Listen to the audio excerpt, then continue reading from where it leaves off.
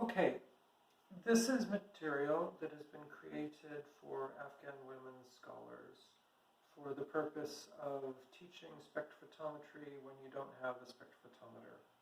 It can be done anywhere in the world, and it only needs minimal requirements. Things that you probably can find in your kitchen pretty much anywhere in the world. The key part that is possibly that you don't have but is important is you do need a mobile phone with a camera in it. I'm going to show you a variety of ways to do this, and then we will carry it through using a material starting with a spice. So let me just talk a little bit about what's here. I've got a set of glasses. They're just meant to be clear. You could use a set of ceramic containers that have a white background. There's some kitchen towel on the countertop. The main purpose of that is to provide light and to scatter light back through the solutions.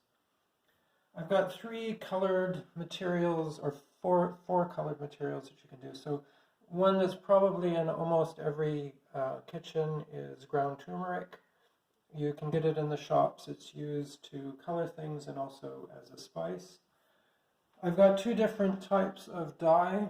These are food colorings. This one is indicated as cochineal red. It's got carmine and also curcuma in it. This one is a yellow food coloring. It has curcuma in it as its coloring source. And interestingly, one of the coloring agents in turmeric is curcuma. Supposing you don't have any of that, there is one final option. If you can make a cup of tea, you can do this. So how are we going to start?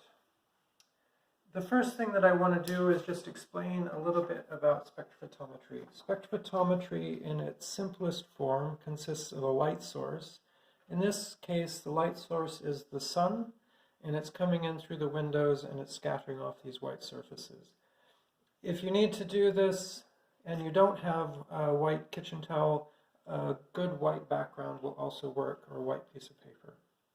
So we've got our light source, then we've got a sample, and normally this appears or is placed into a spectrophotometer in a cuvette, which has a standardized thickness of about 1 centimeter, or exactly 1 centimeter usually. And then we have a detector, and in this case our detector is going to be the mobile phone camera.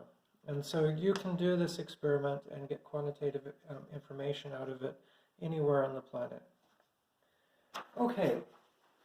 So let's get started. What I'm going to do is I'm going to make a turmeric extract. So I'm just going to begin by popping the lid off this. I always have a little bit of trouble with this particular lid. You can see the yellow material, the yellow-orange. I'm just going to take a good spoonful. I'm then going to go over and get my freshly boiled water. The hot water just helps to extract the material quickly or faster. I'm just going to pour some in, and then I'm just going to set this aside.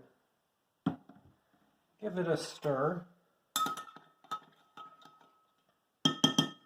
While that's soaking for a minute, I can say a few other things. So if you don't have a nice uniform set of glasses, you can also just use some empty spice containers or jars, just uniform size, uniform shape. What I'm going to do now is I want to filter out the particulates, so the leftover spices, and I just want the solution. This does an okay job, and so what I've got is some kitchen towel that I've just made into a useful shape. I'm going to pack this in to a tea strainer, and then I'm just going to pour this through. I'm going to get as much as I can through without getting much of the particulate. Okay, the next step is important because we want to do a quantitative dilution. And a lot of times when you're doing this sort of thing, you're really interested in what the exact concentration that you're starting with is. We don't know that. So typically you might say, I'm going to start with a 1 molar solution, and then I'm going to do a series of dilutions, or I might say I'm going to start with a 100 ppm solution, and I'm going to do my series of dilutions. I don't know the concentration. of the dye material or the colorant that is in here. So what I'm going to do is I'm going to use arbitrary units, and I'm just going to call them AWS units, and AWS is just standing for Afghan Women Scholars, and so this is going to be, when it's done, we're just going to call it 1 AWS unit. I think I have enough to work with now, so what I'm going to do is set this aside, and I've got this solution. It's sort of a yellowy orange. I'm going to top it up with some water that I have over here. Okay, so I now have a yellow solution, and the next step is I want to create a series of dilutions. And the reason we're interested in this is due to something called the Beer-Lambert law. With the assistance of the camera, we are going to be able to measure the absorbance of a series of solutions. Why do we want a series of solutions? Well, the Beer-Lambert law says that the absorbance is equal to ABC. It's written a variety of ways. Sometimes you'll see it epsilon LC, but it's all very similar. So A stands for absorptivity, and that's the absorbance that you get from a particular concentration at a particular path length. If you're using epsilon, you have to use distance units of centimeters, and the concentration unit has to be molar units. But here what we're saying is A is the absorptivity, B is the beam or path length, C is the concentration. So we're interested in getting a relationship between the absorbance and concentration, and then we can come back and measure our solutions by taking a series of measurements. Here I've shown perhaps 5 or 6 points. We're going to be able to generate 4, with one being the blank. And so we're going to try to make a graph that has the concentration in arbitrary units against the absorbance. Okay, we'll come back to that in a moment. So now that I have my solutions, I'm going to say the simplest way to do this is perhaps not what I'm showing. So I've got a kitchen balance. There's 2 other ways that we can do this. We can use a standardized volume. So if you have a set of measuring spoons, you can use them. This one has a teaspoon and a tablespoon. If you don't have something quite like that, you can just use a spoon and vary the number of spoons that you put in. But I'm going to start using mass. So the first thing that I'm going to do is I'm going to set this to 0, and I'm going to try to get about 10 grams of solution in there. And I'm going to do this all by mass rather than volume. You've probably been mostly taught using this by volume. So I'm just going to slosh a little bit in here, and hopefully it's close to 10. Okay, I've got 13. I'm going to live with that. And I'm going to say I've got 13 grams to start, and then I'm going to try to fill it until I've got 100 grams.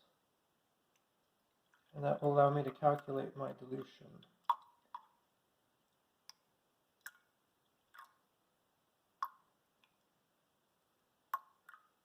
Okay, so I've got it spot on 100. So I'm going to use that as my final mass. I'm going to set this aside. So that's my first concentration. I'm now going to do this for a second concentration, and I want to get about 20 grams now. Okay, I've got 21, so that'll do. I'm going to record it as 21, and then again I'm going to fill this up to 100 grams.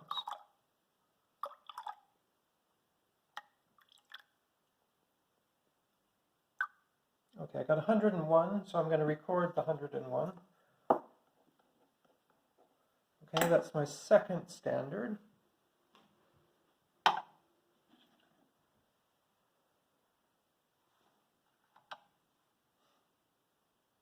Oops, I'm going the wrong way, getting ahead of myself. So the first thing I want is, I want 30 in this one.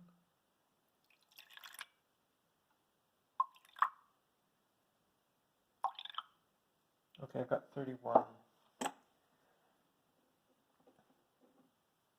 And then I'm going to make it up to 100.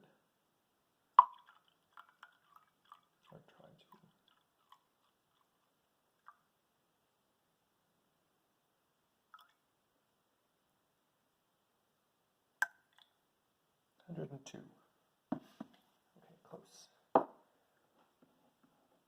Okay, so if my stock solution has 1 AWS unit worth of colored material in it, this is going to have roughly 0.3, 0.2, and 0.1.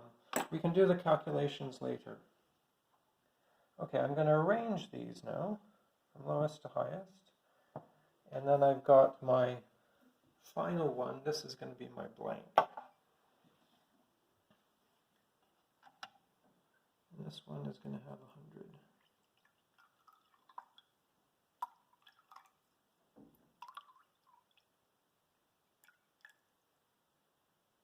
Perhaps I should move with that.